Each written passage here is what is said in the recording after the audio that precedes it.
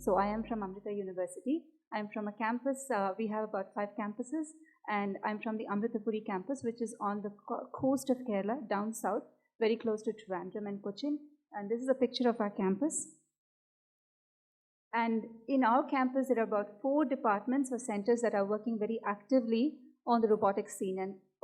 And every one of these groups actively work on humanitarian robotics, because our university has a mandate that all research should be for social impact.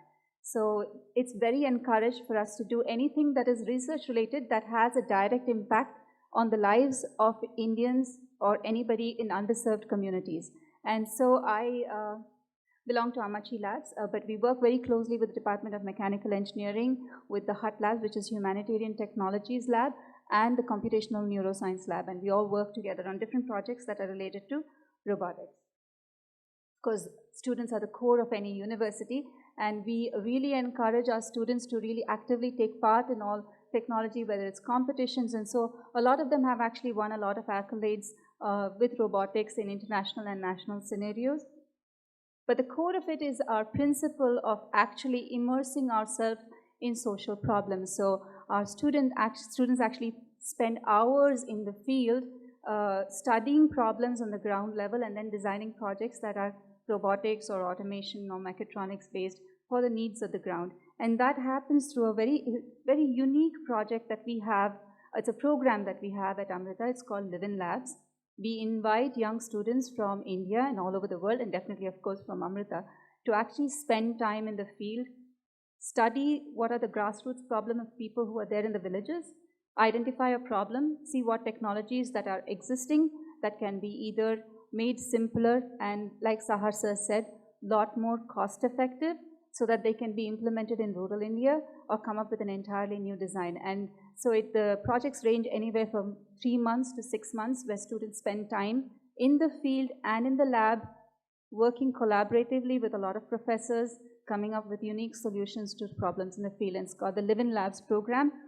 And here you can see the inauguration of the Live in Labs program with the UCSD Vice Chancellor and our Vice Chancellor and our Chancellor about 4 years ago. Just a few examples of the things that have come up just in the last year from the Live in Labs program. We have the rice planter. I know there are some rice planters out there, but it's never been popularized, and you still see a lot of Indian women bending down with their backs almost like this for hours planting paddy. And we know that, especially in Andhra, it's one of the main crops that we have is rice plantations. And so what can we do to make them better? So we've come up with multiple products that can be used for rice planting.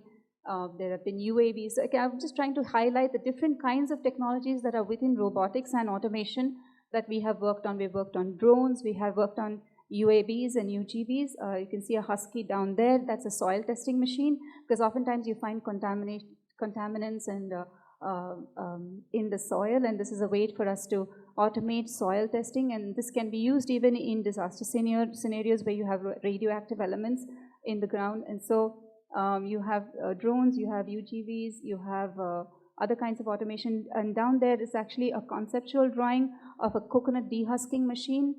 And yeah, actually before I go into that, yeah, there's also, we also have won awards for our coconut tree climbing robot. So our university is based in Kerala, and just like rice is the staple crop over here, the main crop in Kerala is coconuts. But you don't find people to climb coconuts. Somebody was just asking a question about what does robotics do to jobs? What does robotics do for jobs where you don't find people to do the job anymore? Either the job is very difficult to do or the job is very dangerous to do. That's really where robotics and automation plays such a key role. And so you don't find coconut tree climbers. If you had a child and you were a coconut tree climber, you wouldn't want him to be a coconut tree climber. You want him to do something else. So you have coconut trees and you have coconuts hanging over there. So yes, you would want to design robotic solutions to help the industry, but to help people also who have coconut farms.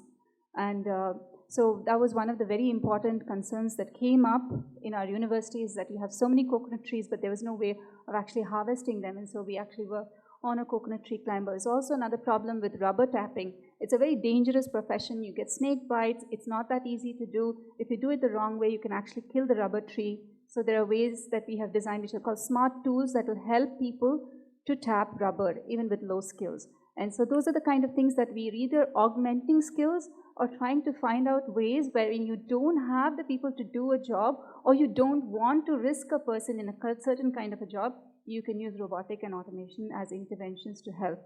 And that's really the area we've been working in.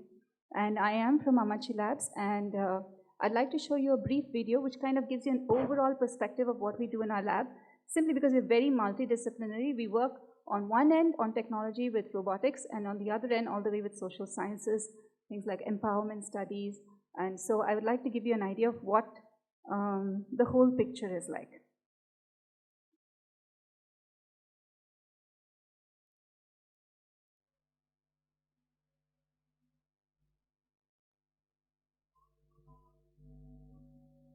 Can you get the volume on this?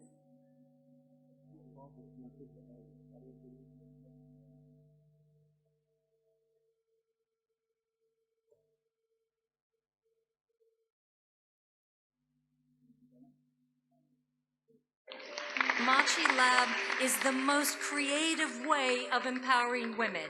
Of all of the projects which the UN funds around the world, this is the one dearest to our heart.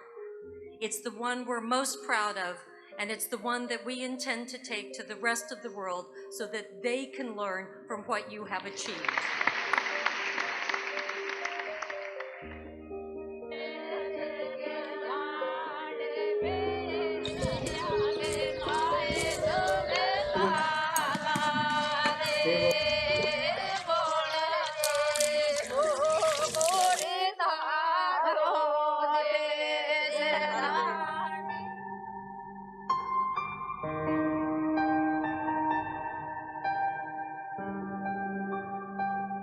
The one critical way to survive in a changing environment is to make sure that you have the skills to survive in a changing environment. So we need to continuously either update our skill or acquire new skills to survive in this kind of an environment. Our research and development lab is called Amachi Labs, with our multimodal applications and computer-human interaction labs.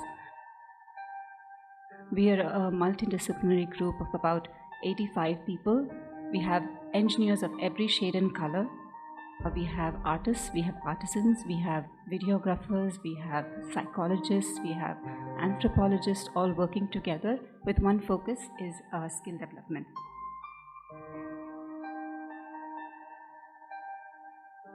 In vocational skill, there is a huge component that is what you have to do with your hands, right? So how do you teach them how to do something with their hands but using technology? We built our own first haptic device in India. We call it the APTA, which is the linear haptic device. It can simulate about 18 different tools in the construction trade. And from there, we kind of started making a whole bunch of prototypes.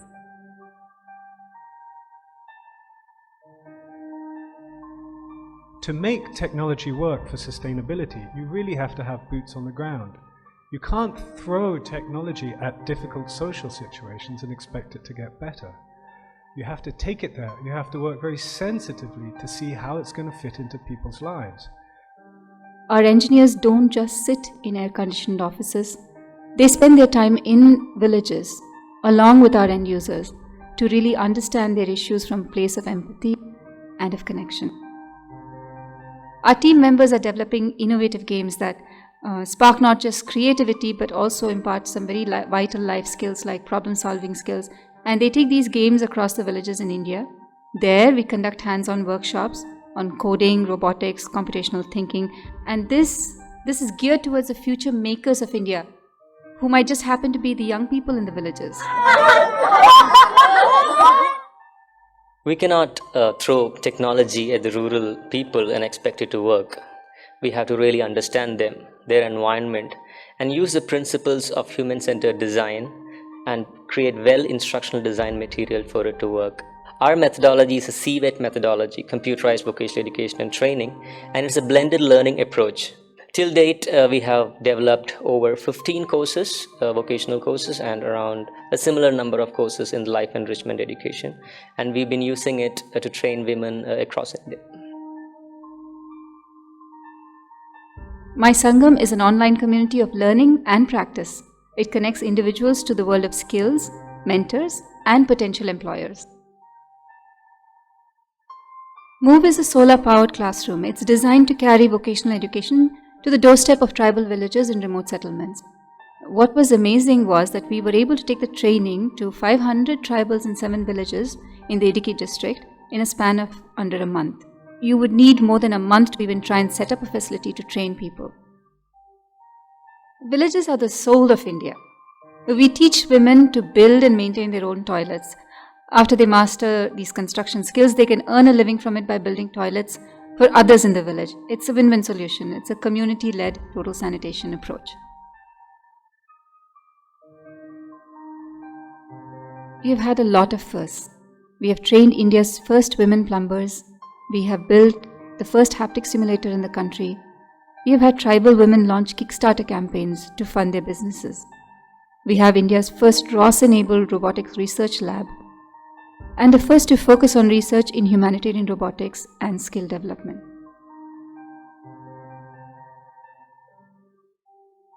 And all this could not have happened were it not for the guidance, for the vision, and for the opportunity given by our Chancellor, Mata Amritandamayi Devi.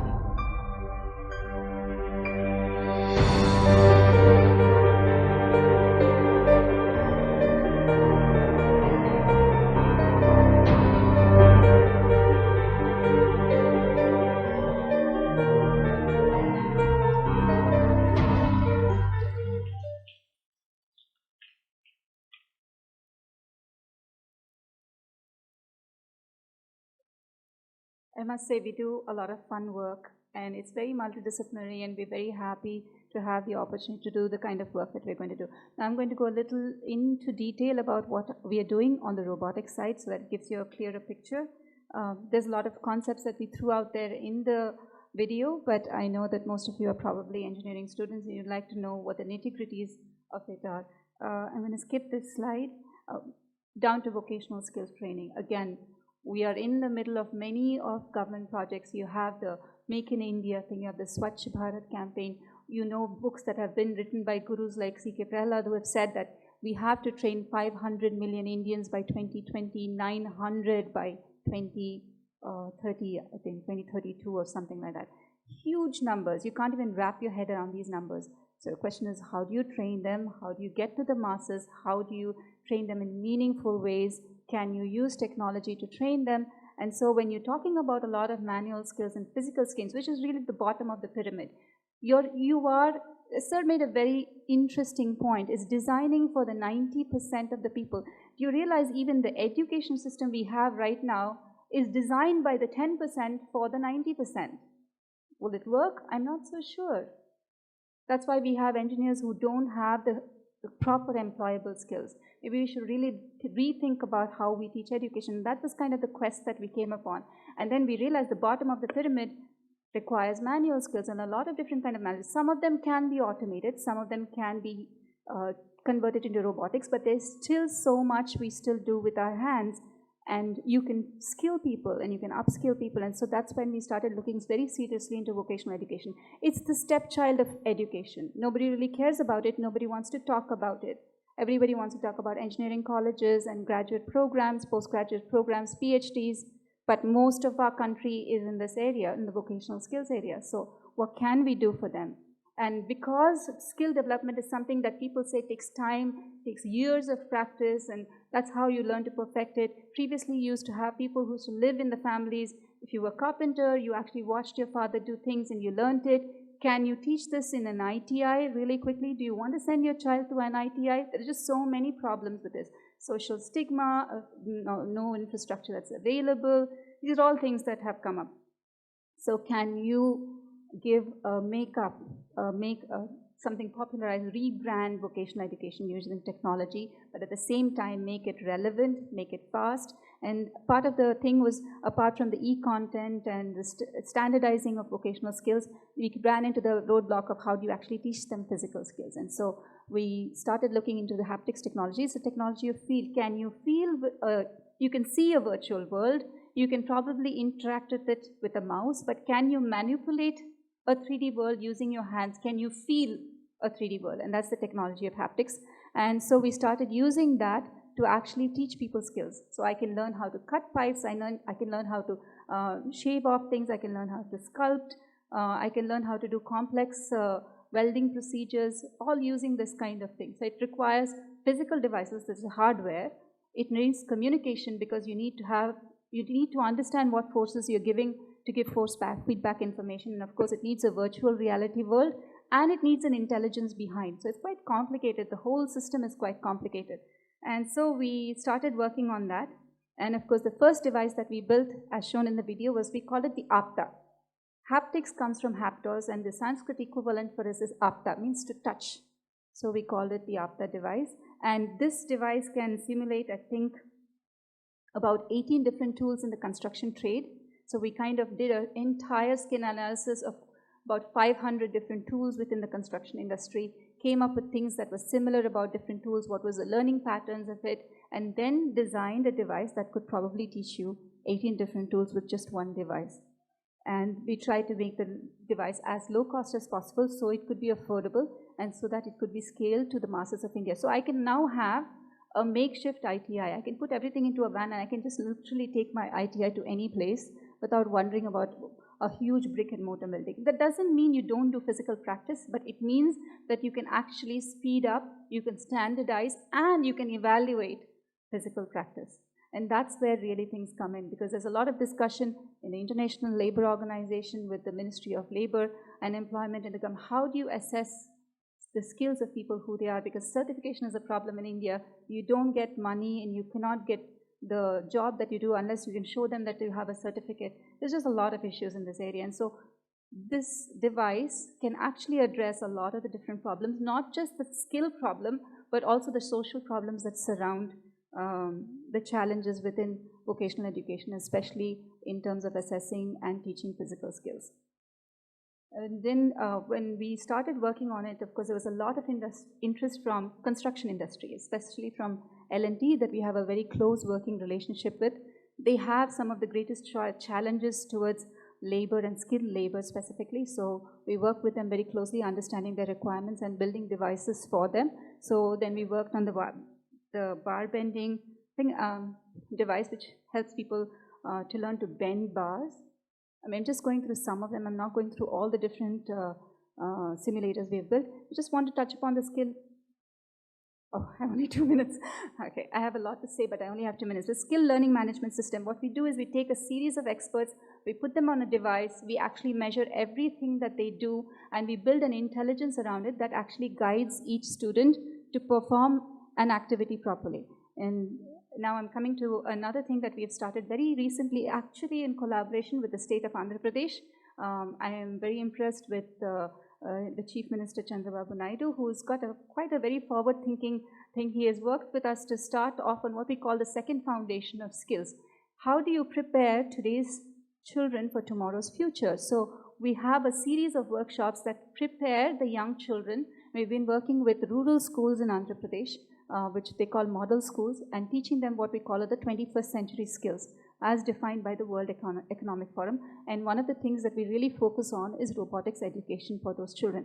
And some of these children actually that we had taught in the villages, they came for the Raha conference and they took part, they presented their papers, and their papers were very appreciated. It was a wonderful thing to see young school children participate in a grown-up conference with a lot of professors, and they were really encouraged by professors like Saha, and we hope to see a lot more young minds coming into the field of robotics like this. And I think I'm going to skip all the other things, and yeah, I will conclude with education is for life, it's not for a living, and I would encourage all of you, like Saha sir said, to invest some of your heart into the work that you do and see what difference you can make for our country.